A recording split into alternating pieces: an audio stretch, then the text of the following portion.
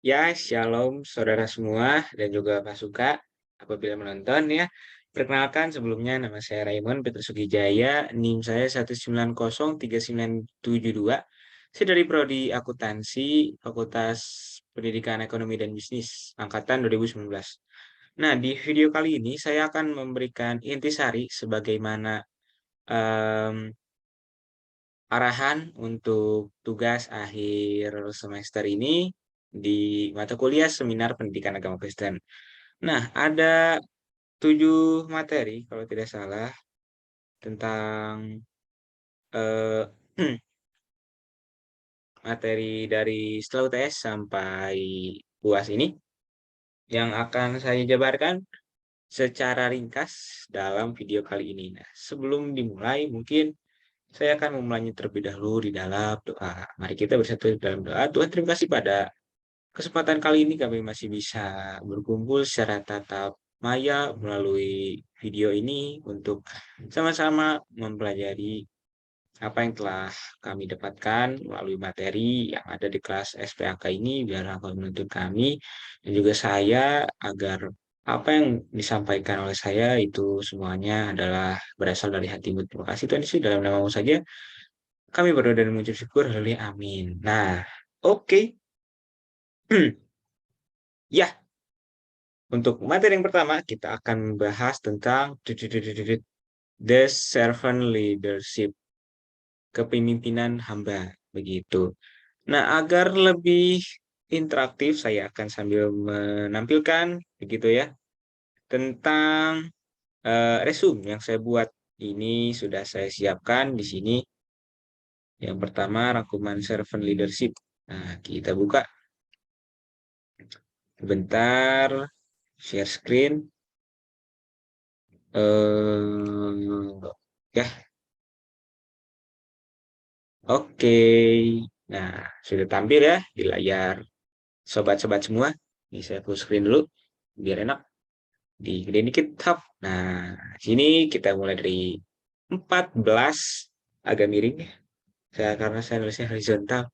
14 sifat Yesus sebagai pemimpin teladan. Nah, ini saya rangkum dari 14 yang telah dijabarkan menjadi poin-poin pentingnya saja. Yang pertama, man of prayer. Artinya eh, manusia yang pray itu memuji gitu kan. Diambil dari Kisah Para Rasul 3 ayat 1. Nah, clue pertama adalah orang yang suka berdoa. Orang yang dipakai Tuhan adalah orang yang punya kontak dengannya. Yang kedua, main of faith, tentang manusia dengan imannya. Diambil dari Kisah Para Rasul 3 ayat 6. Bukan karena kita mampu nih, tapi Tuhan yang memampukan. Jadi kita perlu ingat bahwa segala kehebatan kita itu bukan berasal dari kita sendiri, namun itu berasal dari Tuhan yang memampukan kita. Yang ketiga, man of word. Nah, bagaimana kita bisa semakin mengenal dia dan semakin kita beriman kepadanya. Yang keempat ada men that are filled with Holy Spirit. Bagaimana kita dipenuhi oleh Roh Kudus, yang dari Kisah Para Rasul 1 ayat 8 dan Kisah Para Rasul 4 ayat 9 sampai 12. Yaitu orang yang dipenuhi kuasa Roh Kuduslah yang mampu dipakai Tuhan secara efektif. Nah, bagaimana kita ingin dipakai secara efektif nih Tuhan agar hidup kita bisa berdampak? Ya, pertama, bagaimana kita bisa menempatkan Roh Kudus dalam hati kita begitu. Nah, bagaimana kita bisa mengerti ataupun merasakan apakah kita sudah hidup seperti itu atau tidak ya? Kembali lagi ke ayat sebelumnya dengan kita beriman dan juga bagaimana sih kita berdoa kayak gitu.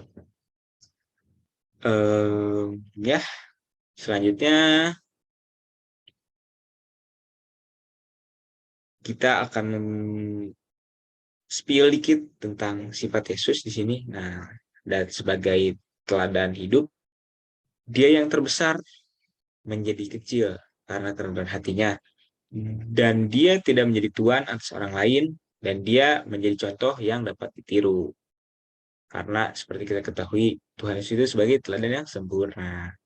Oke, lanjut ke sifat yang kelima, yaitu rendah hati. Nah, mungkin rendah hati sudah kita kenal semua ya.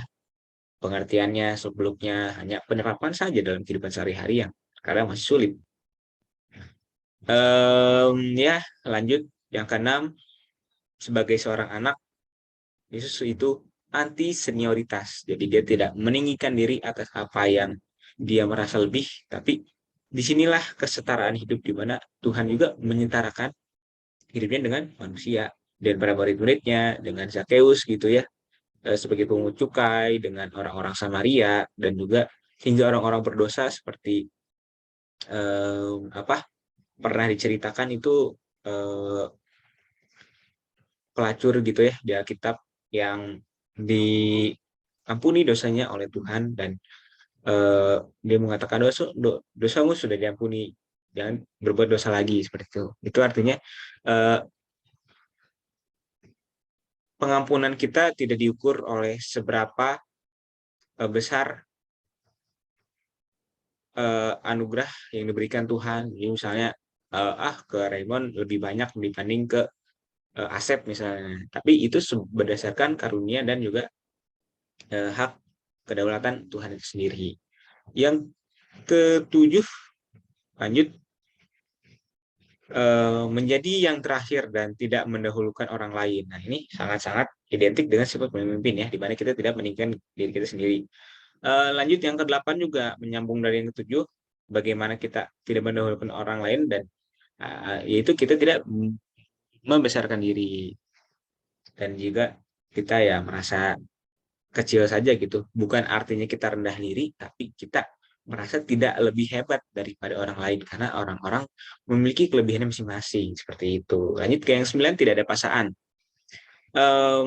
Ya mungkin kita sebagai manusia juga mempunyai kehendak bebas ya. Nah, bagaimana kita memakai kehendak bebas ini secara tepat, seperti yang Yesus lakukan ketika misalnya dia dicobai oleh iblis gitu ya, dia bisa saja menggunakan kuasanya untuk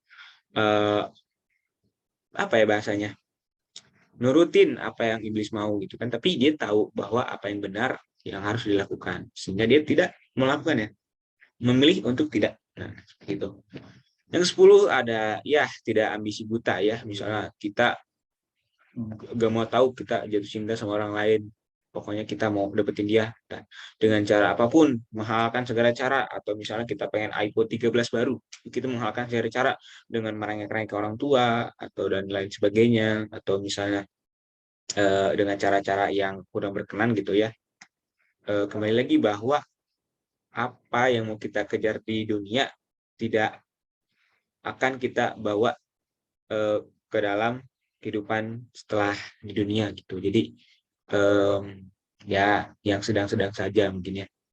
Maksud saya ya boleh mungkin kita mempunyai keinginan, tapi terlebih lagi di atas keinginan kita ada kehendak Tuhan. Nah, bagaimana kita tidak meninggikan kehendak kita sendiri, tapi kita bisa belajar untuk apa sih yang Tuhan mau dalam hidup kita, nah seperti itu. Lanjut, yang ke-11 tidak mengejar reputasi, jelas. Yang ke-12 tahu batasan kita. Yang ke-13 taat ya, taat terhadap apapun perintah atasan kita, perintah dosen, dan perintah orang tua ya, maupun mungkin perintah orang-orang di bawah kita gitu ya. Misalnya kita sedang di posisi di organisasi, misalnya kita menjadi ketua koordinator divisi, anggota kita meminta kita untuk begini. Nah, kita coba belajar mendengar dan memiliki pikiran yang jernih gitu ya. Bila memang itu untuk kebaikan bersama ya mengapa tidak gitu. Lanjut ke poin yang 14, kematian di kayu salib. Nah, mungkin ini akan berat ya kalau kita teladani. Maksudnya ini kan kita mengulik sifat Tuhan ya sebagai teladan yang sempurna. Kalau kita aplikasikan kehidupan kita pribadi, nah ini mungkin lebih ke konsep penyangkalan diri. Bagaimana kita mengekang diri kita untuk kita merendahkan diri, dalam artian ya misalnya kita mau meluangkan waktu buat dengar cerita orang lain, kita meluangkan waktu untuk orang tua, kita tidak sibuk dengan dunia sendiri, tapi kita coba ngobrol dengan orang tua, barangkali mereka merindukan hal-hal kecil seperti itu, begitu. Ya, dalam yang terakhir dari materi pertama ini, biarlah tujuan Allah yang ada dalam diri kita menuntun kita, seperti itu. Jadi dari 14 sifat Yesus ini, kita bisa rangkum menjadi satu, yaitu bagaimana kita menghidupi tujuan Allah yang telah ditetapkan dalam masing-masing diri kita untuk kita pahami, kita hidupi, dan juga bagaimana kita belajar untuk mengerti akan tuntunan Tuhan dalam hidup kita, seperti itu. Begitu mungkin dari materi yang pertama, kita lanjut ke materi kedua. Oke. Di materi kedua ini kita akan membahas tentang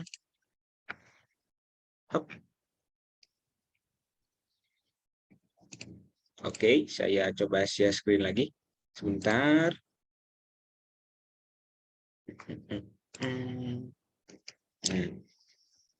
Apakah sudah tampil di layar kaca Anda atau seperti belum ya? Nah, kita akan membahas tentang the right to lead. Nah, apa itu the right to lead? Yaitu hak untuk memimpin. Nah, secara singkat saja mungkin ya, karena untuk mengaktifkan waktu, ini diambil dari sebuah buku dari John C. Maxwell yang diambil Pak Suka begitu ya. Apa sih yang membuat seorang berhak untuk memimpin? Bukan karena kompetensi atau kualifikasi, tetapi penerimaan. Bagaimana kita dijadikan pemimpin karena memang itu adalah keinginan daripada orang-orang yang percaya kepada kita, bukan karena ya mungkin ada orang-orang yang memilih pemimpin karena kehebatannya, kualifikasinya, tapi kembali lagi tidak semelulu orang yang hebat atau yang paling berkompeten di antara saingan lain itu pasti naik gitu ya. Ada hal-hal yang lain yang mungkin menjadi kualitas yang bisa diukurnya secara kualitatif begitu, bagaimana sikap dia dan juga bagaimana komunikasi dia yang ya mungkin akan lebih diterima orang lain gitu. Lanjut kita ke bagian satu dari buku ini, yaitu aksi. Nah, aksi not by word but by act, tidak dengan hanya sekedar kata-kata, tapi tunjukkan langsung aksinya itu seperti apa gitu. Lanjut, pengaruh pemimpin menurut Jeff King. Nah, ini apa filosofi ya dari sebuah tokoh bernama Jeff King yang memiliki 70 anjing, memberi kesempatan untuk tiap anjingnya menjadi pemimpin. Nah, jadi kita tidak menspesialkan begitu ya orang yang kita anggap udahlah dia aja lah, udah kelihatan bet nih apa jiwa pemimpinnya, tapi kita memberikan kesempatan kepada orang lain juga gitu. Dalam artian ketika kita menjadi orang yang tujuannya, kita jangan minder duluan dengan orang yang kita rasa dia lebih hebat, karena mungkin ada kelebihan kita yang mungkin belum kita sadari dan belum kita tonjolkan gitu. Lanjut, ini karakter pemimpin luar biasa, ada futuristis, yaitu bisa melihat prospek ke depan, ada lobbying, mampu menegosiasi dan menangani semua hal. Dalam hal ini menegosiasi dalam artian positif ya, misalnya mencari pemecahan masalah yang baik untuk seluruh pihak gitu, tidak berat sebelah kayak gitu. Juga menjadi katalisator, yaitu prakarsa pergerakan lain, dalam kata lain pelopor gitu ya. Lanjut ke spesialis, itu memiliki spesifikasi yang unggul, lalu optimis, itu percaya pada prinsip atau tujuan, dan ekonomis. Dalam hal ini bukan maksudnya harga ya, harga ini ekonomis ini pemimpinnya, tapi menghargai setiap individu seperti itu. Bukan harga rupiah ya, tapi bagaimana kita menghormati dan juga segan gitulah pada orang, tidak menganggap remeh karena kita melihat dia kurang kompetensinya atau seperti apa ya, tapi kita juga menghargai bahwa ya kita merasa setara lah kayak gitu. Ini lanjutan yang dari tadi, ada aktivis, mungkin mahasiswa sudah lekat ya dengan kata ini. Lanjut, strategis, antusias, pragmatis, atau menjadi teladan, industrialis, itu bekerja keras, jangan mau kalah sama orang Jepang gitu ya. Ya walaupun hidup tidak ada yang bekerja, itu mungkin orang Indo ada kelebihan dikit ya, karena kita lebih santuy, tapi kadang gara-gara saking santuynya malah jadi males. Nah, ya seperti itu. Harus tetap mempunyai semangat kerja gitu. Lanjut ke finalis, yaitu menyelesaikan sampai akhir, terlepas dari menang kalahnya. Yang penting kita udah do the best. Lanjut ke bagian 2, yaitu visi. Nah, ini ada tokoh teladan yaitu Nelson Mandela yang mungkin kita sudah sering dengar, lekat di telinga begitu ya, sebagai contoh pemimpin visioner. Nah, ini ada poin. Intinya lihat ke dalam dirimu, ke sebelahmu, atas, depan, sekitar, ke belakang. Yaitu ya ya coba kita jangan melihat dari di dalam diri kita sendiri, tapi lihat sekeliling kita apa sih yang dibutuhkan mereka. Lanjut ke bagian 3, ada pengorbanan. Ini tokoh yang relate-nya, ada pelari Eric Liddell, ada Harry Tubman, yaitu tokoh anti perbudakan, dan kalau dari Alkitabnya ada Nuh, Abraham, Yesus, Nehemia, Paulus, Musa. Mungkin sering kita dengar ya, baik di gereja maupun saat kecil di sekolah minggu, itu udah lekat banget.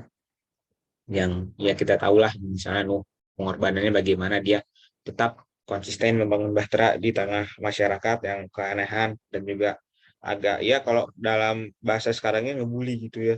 Kalau Abraham bagaimana dia tetap konsisten menunggu keturunannya di tengah umurnya yang sudah tidak memungkinkan.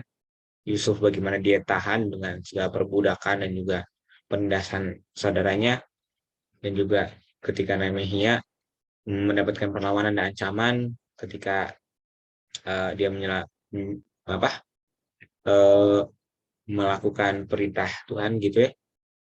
Ya Paulus apalagi dengan segala kitabnya dan juga cerita-ceritanya yang pasti sering kita dengar, dan juga Musa begitu ya, bagaimana hiruk pikuknya membawa bangsa Israel keluar dari Mesir. Oke, lanjut keempat, ada risiko. Nah, pemimpin yang mengambil risiko bagaimana sih?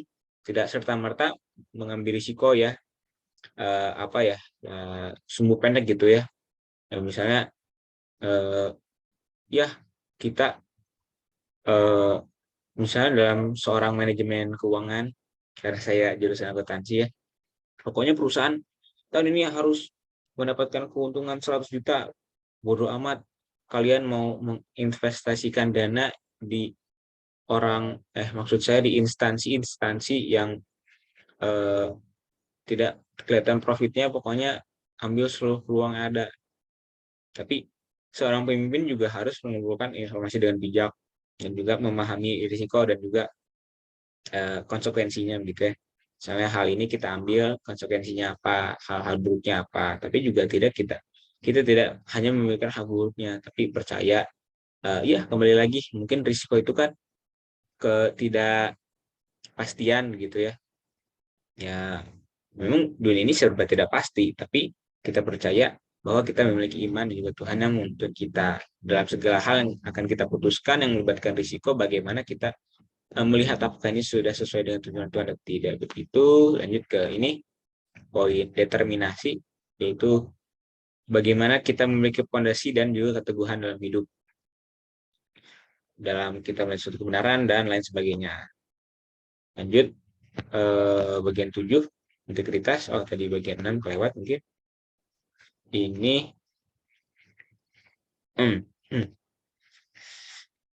oh nggak ada ya. Kalau nggak salah waktu itu di skip deh. Tapi kurang lebihnya itu ya. Bagaimana cara kita menjadi pemimpin yang berpengaruh, yaitu berintegritas, mempercayai orang lain, mendengarkan orang lain, menghubungi orang lain, memahami orang lain, dan juga memperluas hubungan dengan orang lain, mau mengarahkan, membangun hubungan, memberdayakan, dan menerima pengaruh dari orang lain. Yang pada intinya, ya kembali lagi bagaimana menjadi sosok pemimpin yang menjadi teladan adalah kita berintegritas begitu ya.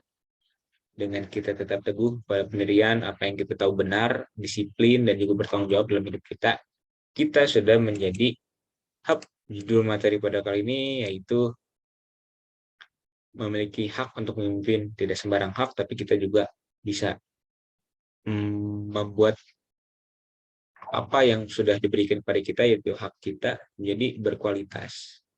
Nah, begitu untuk materi kedua, kita lanjut ke materi ketiga.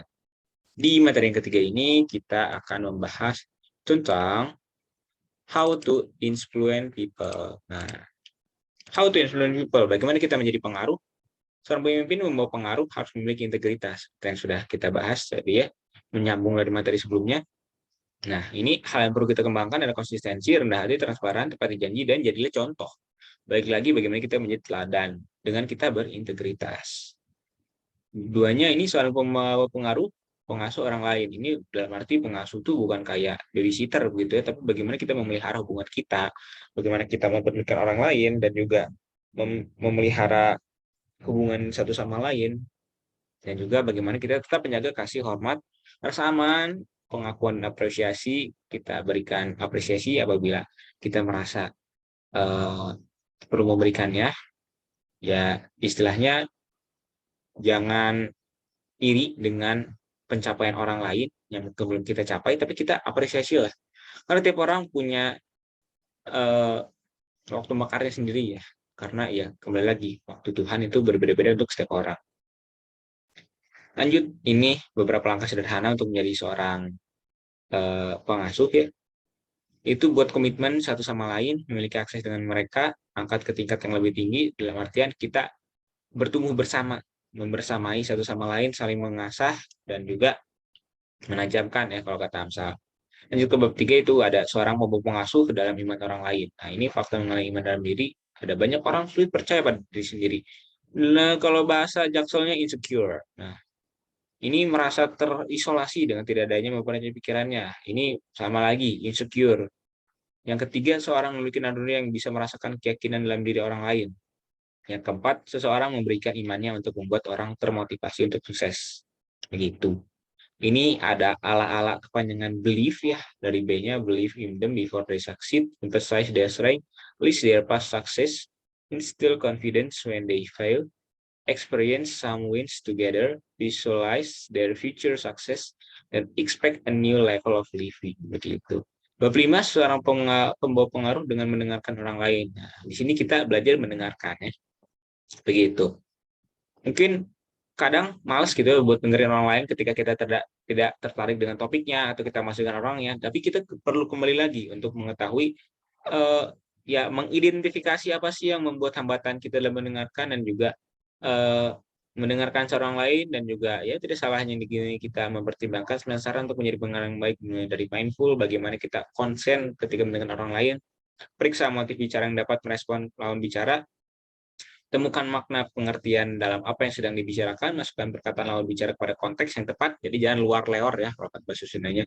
Jadi periksa emosi kita, jangan bawa emosi ketika kita dengar orang lain ya, tapi kita harus ya kembali lagi kita harus mindful dan kita harus bijak ya.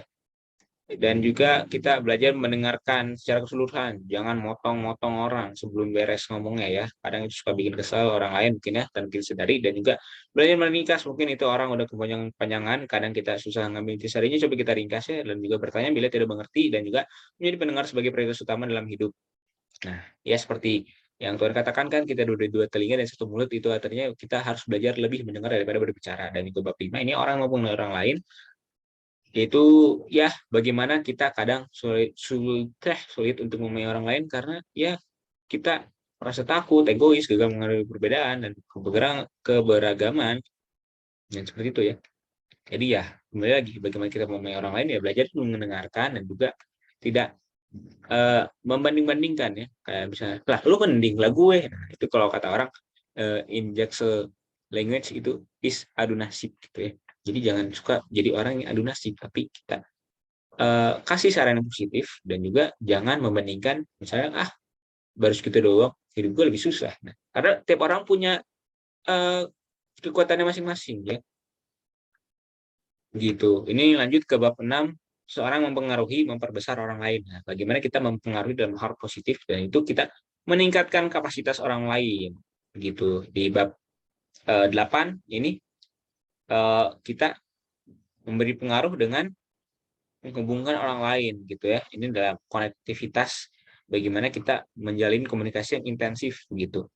Ini bab 9, ada empower people, bagaimana kita jadi teladan, mendorong untuk sukses, dan memberi tanggung jawab, respon, beri kebebasan gitu. Untuk materi yang ketiga ya, how to influence people. Lanjut kita ke materi keempat, yaitu tentang kesetiaan. Nah, ini kalau tentang kesetiaan mungkin akan ringkas saja, karena mungkin yang ditampilkan Pak Suka juga hanya tinjauan-tinjauan dari berbagai ayat Alkitab yang menegaskan bahwa Tuhan itu setia. Ya.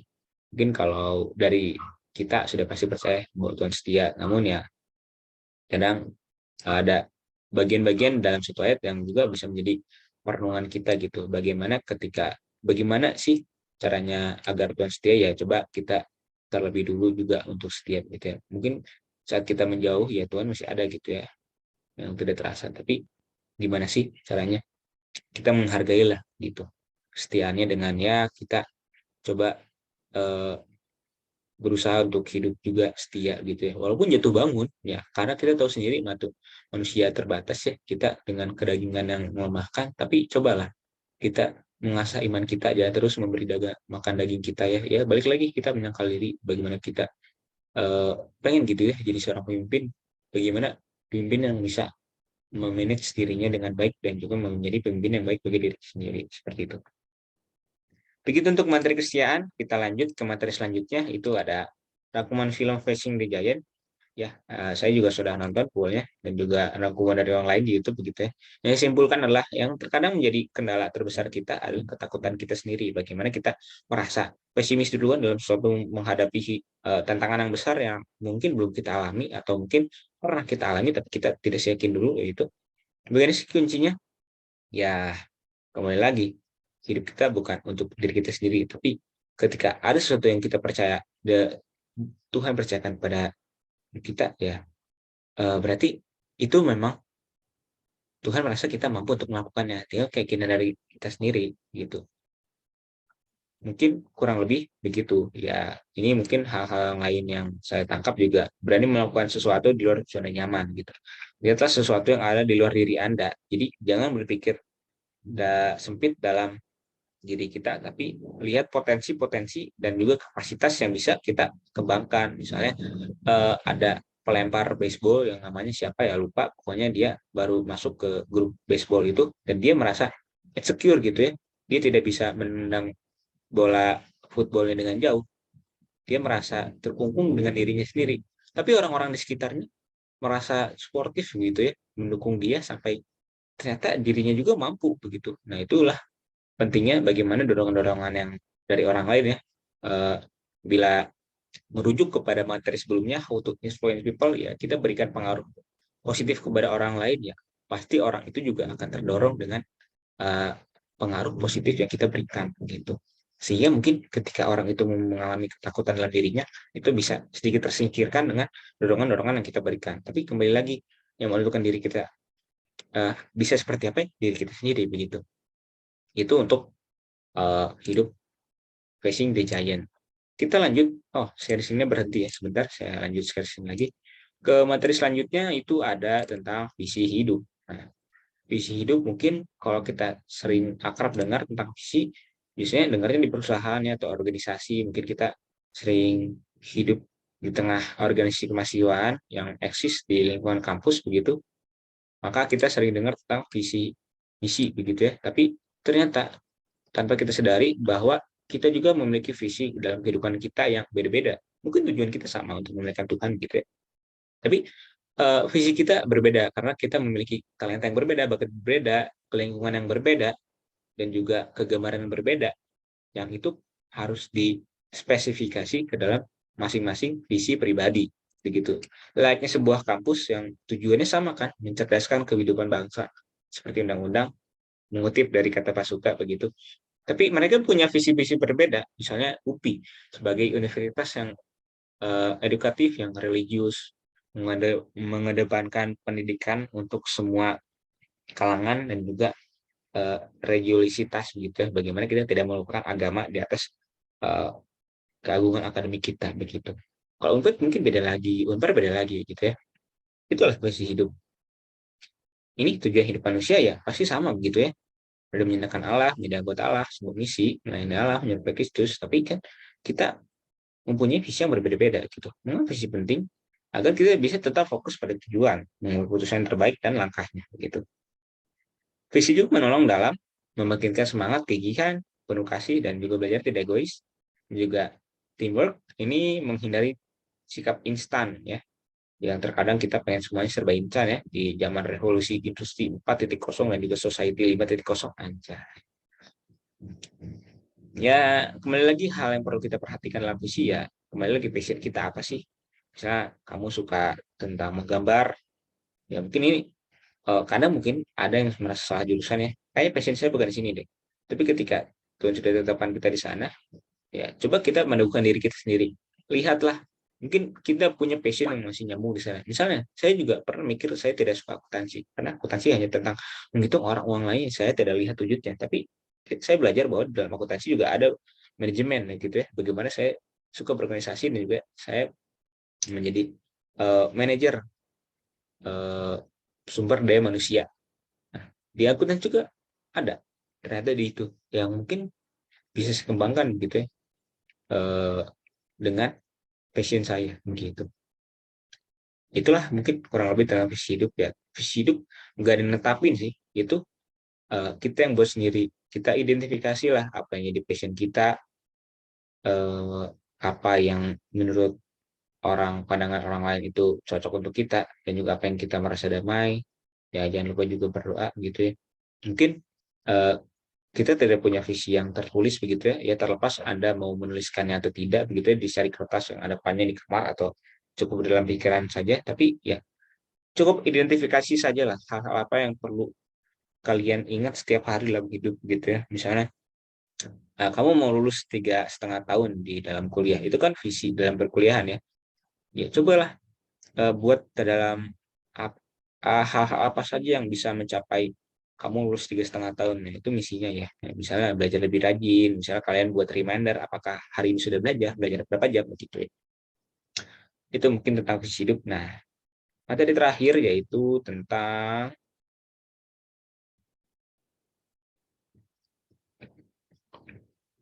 amanat agung. Ya, ini masih hangat karena baru saya rangkum begitu ya. Dan habis saya rangkum juga besok harinya ini langsung terbit videonya gitu ya. Sebentar saya buka dulu. Nah, ini ya, amanat agung atau The Great Commission. Ini merangkum dari beberapa ayat ya, dari Roma, Yohanes, Kisah Para Rasul, Matius, Korintus, Filipi. Ya, mungkin kita sering mendengar ya di gereja atau sekolah minggu tentang amanat agung, yang poin garis besarnya mungkin ya ini, memuridkan, bagaimana kita memuridkan orang dan orang itu juga memuridkan orang lain sehingga terjadi multiplikasi begitu yang saya rangkum. Dan juga bagaimana kita mengajarkan, yaitu memberikan pengajaran tentang kebenaran yang sesuai dengan ajaran Alkitab gitu ya. Dan juga bagaimana kita bersama-sama begitu ya untuk semakin mengenal Tuhan baik dalam diri kita sendiri maupun kita membagikannya pada orang lain. Ya mungkin kurang lebih seperti itu, karena menjalankan amanat agung bisa di mana saja dan kapan saja begitu, tidak harus yang kita membaptis sesuai dengan kontekstual dalam Alkitab ya, tapi kita eh, relevansikan saja dalam kehidupan pribadi bagaimana ya, mungkin dalam perkuliahan atau ketika kita lulus ya kita identiknya dengan bekerja ya, karena pasti tujuan kita berkuliah juga ya selain menjalani ilmu dan pengalaman, tapi kita juga belajar menjadi orang profesional ya dalam pekerjaan kita, dalam apapun yang kita pilih begitu, bagaimana kita berintegritas, bertanggung jawab, melayani dan kerendah hati. Nah ini misalnya yang pertama, memuridkan ya, kita belajar memberikan teladan yang kita hidup yang baik agar bisa diterapkan pada orang lain gitu ya. Kembali lagi apa yang kita anggap baik ya mungkin bisa berasal dari kebenaran firman Tuhan. Nah, bagaimana kita juga membagikan apa yang kita merasa benar juga agar orang lain melakukannya begitu ya. Nah, itu konsep pemuridan. Lebih lagi bagaimana kita memberikan ya, itu apa isi firman, misalnya eh, dalam masyarakat multikultural ini ya, ya kita tidak harus yang menjadi fanatik agama begitu ya. Tapi kita coba relevansikan apa nilai-nilai universal dari hal kebenaran, misalnya disiplin, tepat waktu, tidak berbohong, tidak korupsi, dan lain sebagainya. Pada orang-orang gitu ya, dengan kita taat kepada aturan, dan juga kita coba mengkaji aturan apa sudah benar, apakah harus disesuaikan, dan lain sebagainya gitu ya. Ini kalau pengajarannya sama, bagaimana kita juga menerapkan hal benar agar bisa dilakukan gitu. Inti poinnya kita melakukan apa yang kita sudah dapatkan. Percuma kalau misalnya dari dosen juga kita udah diajarin apa, tapi kita tidak menerapkan dalam kehidupan pribadi, ya berarti kita belum menghidupi pembenaran tersebut. Itu mungkin kurang lebih dari intisari 7 materi yang saya pelajari dari materi selalu tes sampai UAS saat ini. Begitu. Untuk kurang lebihnya mungkin mohon maaf ya. Itu sekian dari yang dapat saya sampaikan. Tuhan memberkati. Bye-bye.